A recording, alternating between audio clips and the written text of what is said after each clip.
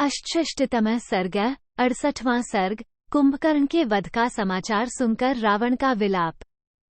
महात्मा श्री रामचंद्र जी के द्वारा कुंभकर्ण को मारा गया देख राक्षसों ने अपने राजा रावण से जाकर कहा, एक महाराज, काल के समान भयंकर पराक्रमी कुंभकर्ण वानर सेना को भगाकर तथा बहुत से वानरों को अपना आहार बनाकर स्वयं भी काल के गाल में चले गए।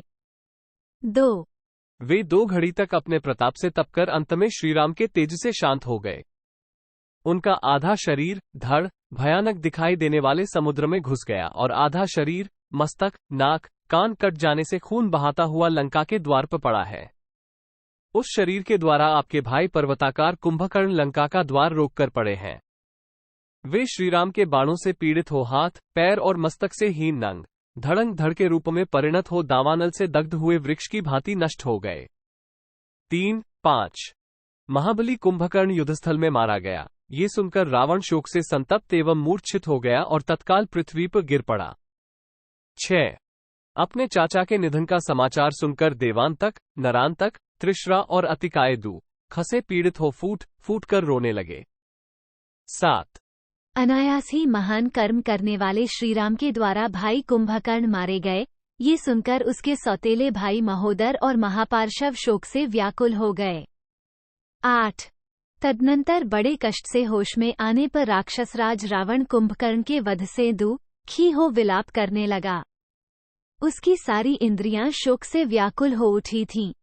9 वह रो कर कहने लगा, हा वीर, हा महाबली कुंभकर्ण, तुम शत्रुओं के दर्प का दलन करने वाले थे, किंतु दुर्भाग्यवश मुझे असहाय छोड़कर यमलोक को चल दिए। 10 महाबली वीर, तुम मेरा तथा इन भाई बंधुओं का कंटक दूर किए बिना शत्रुसेना को संतप्त करके मुझे छोड़ अकेले कहाँ चले जा रहे हो।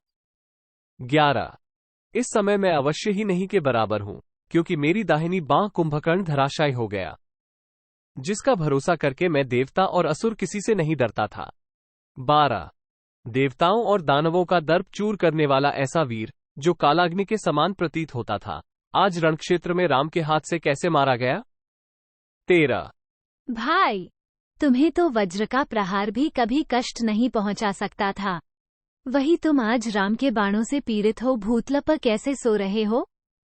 14 आज सम्रांगण में तुम्हें मारा गया देख आकाश में खड़े हुए ये ऋषियों सहित देवता हर्षनाद कर रहे हैं। निश्चय ही अब अवसर पाकर हर्ष से भरे हुए वानर आज ही लंका के समस्त दुर्गम द्वारों पर चढ़ जाएंगे। 16 अब मुझे राज्य से कोई प्रयोजन नहीं है, सीता को लेकर भी मैं क्या करूंगा। कुंभकर्ण के बिना जीने का मेरा मन नहीं है। 17 यदि मैं युद्धस्थल में अपने भाई का वध करने वाले राम को नहीं मार सकता तो मेरा मर जाना ही अच्छा है। इस निरर्थक जीवन को सुरक्षित रखना कदापि अच्छा नहीं है। 18 मैं आज ही उस देश को जाऊंगा जहां मेरा छोटा भाई कुंभकर्ण गया है। मैं अपने भाइयों को छोड़कर क्षण भर भी जीवित नहीं रह सकता। 19 मैंने पहले देवताओं का अपकार किया था, अब वे मुझे देखकर हंसेंगे। हा कुंभकर्ण, तुम्हारे मारे जाने पर अब मैं इंद्र को कैसे जीत सकूंगा। 20 मैंने महात्मा विभीषण की कही हुई जिन उत्तम बातों को अज्ञानवश स्वीकार नहीं किया था, वे मेरे ऊपर आज प्रत्यक्ष रूप से घटित हो रही हैं।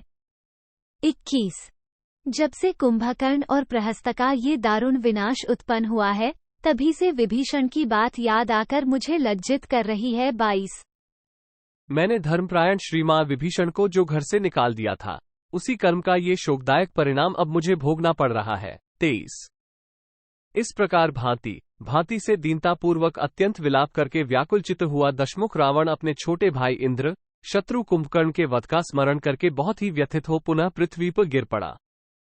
24 इत्यार्षे श्रीमद् रामायणे वाल्मीकि आदिकाव्ये युद्धकांडे अष्टषष्टितमः सर्ग। 68 इस प्रकार श्री वाल्मीकि निर्मित आर्ष रामायण आदिकाव्य के युद्धकांड में 68वां सर्ग पूरा हुआ। 68